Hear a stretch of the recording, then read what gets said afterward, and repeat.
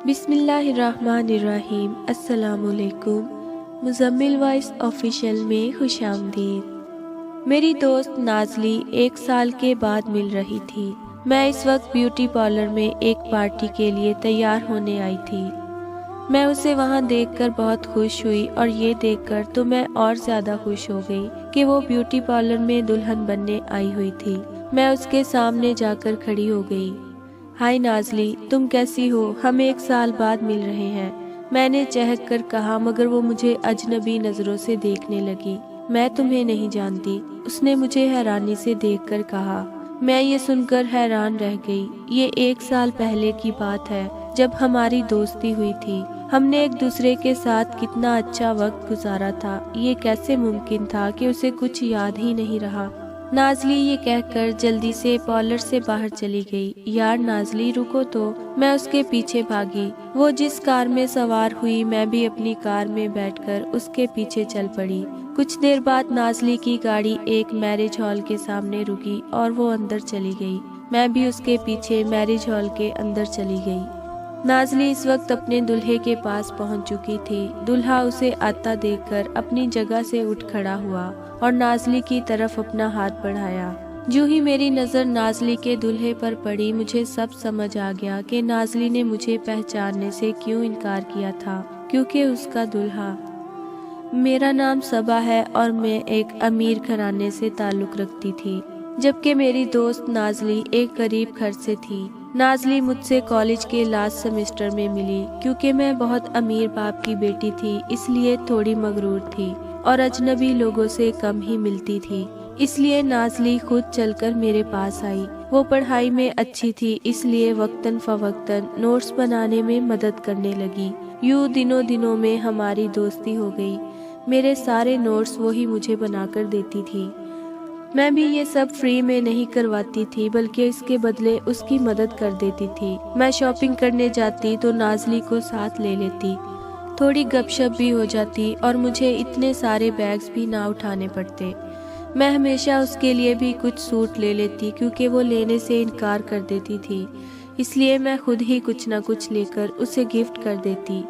میں جانتی تھی کہ اس کا باپ بہت غریب ہے، اس لیے اس کے پاس اتنے مہنگے کپڑے لینے کے لیے پیسے کہاں سے ہوں گے۔ نازلی نے مجھے بتایا تھا کہ اس کا باپ بازار میں سبزیوں کا ٹھیلا لگاتا تھا، جبکہ ماں لوگوں کے گھروں میں کام کرتی تھی اور وہ خود ٹیوشن پڑھا کر اپنے کالج کی فیس بھرتی تھی۔ میں اکثر اسے کالج کے بعد کہیں نہ کہیں کھانا کھلانے کے لیے لے جاتی تھی، بلکہ اکثر وہ میرے گھر بھی آ جاتی تھی۔ واپسی پر میں خود ہی نازلی کو اس کے گھر چھوڑ آتی تھی۔ آہستہ آہستہ اس کے گھر والے بھی مجھے جاننے لگے۔ اس کی 6 بہنیں تھیں، جن میں سے 4 کی شادی ہو چکی تھی، البتہ 2 بھائی تھے جو کہ ابھی چھوٹے تھے۔ اس کی 4 بہنوں کی شادی اسی محلے میں ہوئی تھی جہاں نازلی کا گھر تھا۔ سبھی کے سسرال والے بھی غریب تھے۔ ایسے میں نازلی بڑے بڑے سپنے دیکھنے لگی، کیونکہ وہ اپنی بہنوں کی طرح شادی نہیں کرنا چاہتی تھی۔ اس کا خواب تھا کہ وہ پڑھ لکھ کر جاب کرے اور پھر کسی امیر لڑکے سے ہی شادی کرے۔ وہ اپنے والدین کی طرح زندگی نہیں گزارنا چاہتی تھی، اس لیے وہ پڑھائی میں محنت کر رہی تھی۔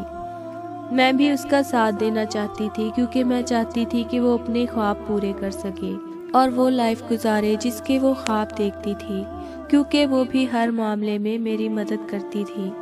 مجھے لگتا تھا کہ ہماری یہ دوستی بہت آگے جائے گی، لیکن پھر ہمارے بیچ عاصم آ گیا۔ عاصم میرے پاپا کے دوست کا بیٹا تھا۔ وہ باہر سے اپنی تعلیم مکمل کر کے آیا تھا۔ وہ مجھے ایک پارٹی میں ملا۔ یہاں میں پاپا اور ممی کے کہنے پر آئی تھی اور میں یہاں آ کر بہت بور ہو رہی تھی۔ تبھی میرے پاس عاصم آ کر بیٹھ گیا۔ ہم نے تھوڑی دیر بات کی اور ہمیں لگا کہ ہم اچھے دوست بن سکتے تھے، اس لیے جلد ہی ہم دوسری بار ملے اور یوں ملنے کا سلسلہ بڑھتا ہی گیا۔ میں نے اپنی ممی کو عاصم کے بارے میں بتایا۔ ممی نے مجھے بتایا کہ وہ بہت اچھا لڑکا ہے، اس لیے میں اس سے مل سکتی ہوں۔ اسی طرح میں اس سے روز ملنے لگی۔ وہ ایک دن میرے کالج آیا تو میں نے اسے نازلی سے بھی ملوایا۔ عاصم اسے بھی بہت اچھا لگا تھا۔ میں نے نازلی کو بتایا کہ وہ مجھے اچھا لگنے لگا ہے۔ نازلی یہ سن کر بہت خوش ہوئی۔ پھر ہم تینوں دوست ملنے لگے۔ میں عاصم سے ملنے جاتی تو نازلی کو بھی ساتھ لے جاتی تھی، کیونکہ نازلی عاصم کے بارے میں میرے جذبات جانتی تھی۔ عاصم کو بھی کوئی اعتراض نہیں ہوتا جب میں کہتی کہ نازلی کو بھی ساتھ لے چلتے ہیں۔ عاصم نے انہی ملاقاتوں کے بیچ مجھے بتایا کہ اس کے پاپا چاہتے ہیں کہ میں شادی کر لوں، مگر مجھے شادی کے لیے کوئی لڑکی پسند ہی نہیں آئی۔ یہ سن کر میں ہنسنے لگی۔ کمال ہے یار، تم باہر سے آئے ہو اور تمہیں لڑکی پسند نہیں آئی۔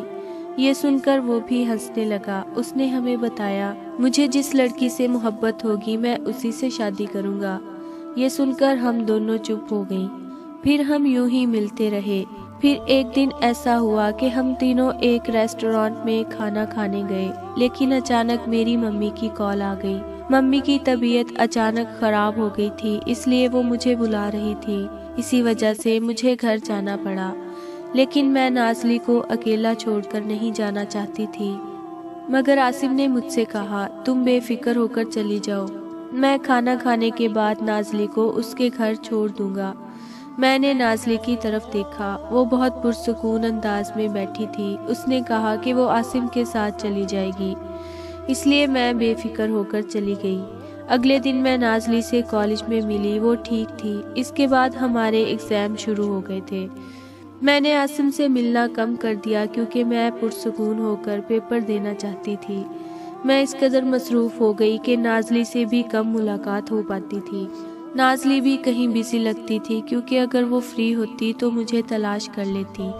خیر، جب ہمارے پیپرز ختم ہوئے تو ممی پاپا نے گھر میں ایک پارٹی رکھی ہوئی تھی۔ میں نے عاصم کو کال کی اور شکایت کی کہ چلو، میرے تو پیپرز تھے، مگر تم آج کل کہاں بزی ہو؟ یہ سن کر اس نے کہا کہ وہ اپنے پاپا کے ساتھ بزی ہے۔ یہ سن کر میں ہنستے ہوئے بولی، کہیں چپکے شادی تو نہیں کر رہے؟ میری بات سن کر کچھ لمحوں کے لیے تو خاموش ہی ہو گیا، پھر کہنے لگا کہ ایسی کوئی بات نہیں ہے، میں سچ میں پاپا کے ساتھ کاموں میں مصروف ہوں۔ یہ سن کر میں نے اسے پارٹی کا بتایا اور کہا کہ تم نے ضرور آنا ہے۔ اس نے کہا کہ وہ کوشش کرے گا، تو میں نے اس سے کہا کہ ٹھیک ہے، تم آنے کی کوشش کرنا اور میں فون بند کرتی ہوں، کیونکہ میں نے نازلی سے بھی ابھی بات کرنی ہے۔ وہ میری بات پر پھر خاموش ہو گیا اور میں نے نازلی کا نمبر ملا لیا۔ نازلی نے میری بات سنتے ہی انکار کر دیا اور کہا کہ اس کے گھر والے شام کے وقت اسے باہر نہیں جانے دیں گے۔ میں نے اسے کہا بھی کہ میں تمہیں گھر سے لینے آ جاؤں گی اور تمہارے والدین سے خود بات کر لوں گی، مگر اس نے جلدی سے انکار کر کے میری کال کٹ کر دی۔ پارٹی کے دن نازلی تو نہ آئی، لیکن عاصم آ گیا، مگر وہ مجھے نظر انداز کرتا رہا۔ پتہ نہیں کیا بات ہوئی تھی، وہ میرے ساتھ کچھ دیر بیٹھا اور پھر پارٹی سے چلا گیا۔ اس نے کہا کہ مجھے ایک ضروری کام سے کہیں جانا ہے۔ میں اس کے جانے کے بعد سوچتی رہی کہ یہ عاصم کو کیا ہو گیا ہے۔ پہلے تو وہ میرے ساتھ وقت گزارنے کے لیے بہانے تلاش کرتا تھا اور اب مجھ سے بھاگ رہا ہے۔ اس دن کے بعد میں نے اسے کال نہیں کی۔ میں نے سوچا کہ جب وہ فری ہو جائے گا تب خود ہی مجھے کال کر لے گا، مگر اس بات کو کئی ہفتے گزر گئے اور اس نے مجھ سے کوئی رابطہ نہ کیا۔ مجبوراً مجھے ہی اسے کال کرنی پڑی۔ اس نے مجھ سے کہا کہ میں تم سے ملنے والا تھا، اچھا کیا کہ تم نے کال کر لیا۔ اس کے بعد اس نے مجھے ایک ریسٹوران میں ملنے کو کہا۔ میں وہاں گئی تو وہ پہلے سے موجود تھا۔ اس نے بنا کسی لگی لپٹی بات کے مجھ سے کہا کہ جب میں تم سے ملا تو تم مجھے اچھی لگنے لگی، مگر پھر مجھے احساس ہوا کہ یہ پیار نہیں ہے، ہم صرف اچھے دوست ہیں، اس لیے تم میرے لیے کچھ اور جذبات نہ رکھنا۔ یہ سن کر میں حیران رہ گئی، یہ عاصم کو کیا ہو گیا تھا؟ وہ بھی تو میرے بارے میں ایسے جذبات رکھتا تھا، کیا اسے کوئی اور مل گئی تھی؟ عاصم کی یہ بات سن کر میں پریشان ہو گئی تھی، لیکن میں خود کو پرسکون ظاہر کر کے وہاں سے اٹھ آئی۔ کئی ہفتوں تک ٹینشن میں رہی کہ عاصم کو ایسا نہیں کرنا چاہیے تھا، لیکن پھر مجھے اس بات کو بھولنا پڑا، کیونکہ یہی میرے لیے اچھا تھا۔ مجھے لڑکوں کی کمی نہیں تھی، لیکن میرا دل عاصم کے نام پر دھڑکتا تھا، شاید مجھے اس سے پیار ہونے لگا تھا۔ خیر، اس دن کے بعد میں عاصم سے نہیں ملی، جبکہ دوسری طرف نازلی بھی مجھ سے دور ہوتی گئی۔ پھر 1 سال بعد مجھے نازلی ملی۔ میں اس وقت بیوٹی پارلر میں ایک پارٹی کے لیے تیار ہونے آئی تھی۔ میں اسے وہاں دیکھ کر بہت خوش ہوئی اور یہ دیکھ کر تو اور زیادہ خوشی ہوئی کہ وہ بیوٹی پارلر میں دلہن بننے آئی ہوئی تھی۔ میں اس کے سامنے جا کر کھڑی ہو گئی۔ ہائے نازلی، تم کیسی ہو؟ ہم 1 سال بعد مل رہے ہیں، میں نے چہک کر کہا، مگر وہ مجھے اجنبی نظروں سے دیکھنے لگی۔ میں تمہیں نہیں جانتی۔ میں یہ سن کر حیران رہ گئی۔ یہ 1 سال پہلے کی بات ہے جب ہم نے دوستی کی تھی۔ ہم نے ایک دوسرے کے ساتھ کتنا وقت گزارا تھا۔ یہ کیسے ممکن تھا کہ اسے کچھ یاد نہیں؟ یہ کہہ کر وہ جلدی سے پارلر سے چلی گئی۔ میں اس کے پیچھے بھاگی۔ وہ جس کار میں سوار ہوئی میں بھی اپنی کار میں بیٹھ کر اس کے پیچھے چل پڑی۔ کچھ دیر بعد نازلی کی گاڑی ایک میرج ہال کے سامنے رکی اور وہ اندر چلی گئی۔ میں بھی اس کے پیچھے میرج ہال کے اندر چلی گئی۔ نازلی اس وقت اپنے دلہے کے پاس پہنچ چکی تھی۔ دلہا اسے آتا دیکھ کر اپنی جگہ سے اٹھ کھڑا ہوا اور نازلی کی طرف اپنا ہاتھ بڑھایا۔